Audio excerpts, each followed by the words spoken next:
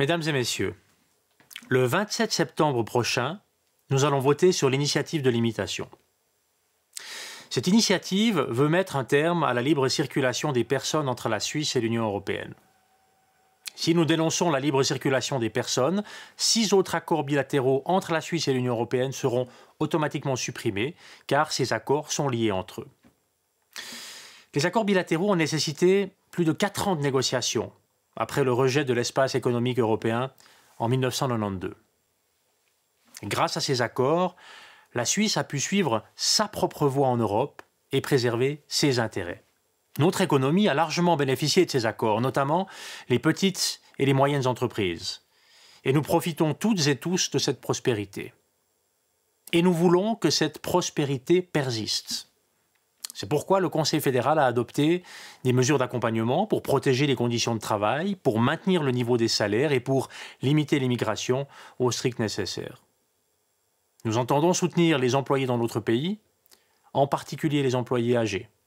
Des mesures de formation et de perfectionnement doivent permettre à tous de rester compétitifs sur un marché du travail qui évolue rapidement.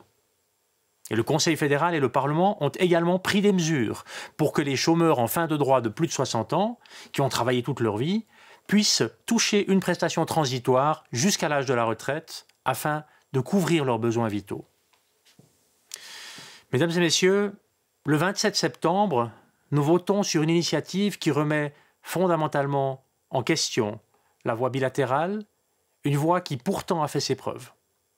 C'est une initiative qui met en jeu notre prospérité.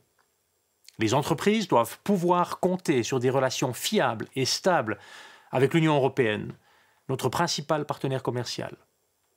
Et cela d'autant plus que la crise du coronavirus a fragilisé notre économie. La Suisse est au cœur de l'Europe et un accès sans obstacle au marché européen est plus que jamais indispensable.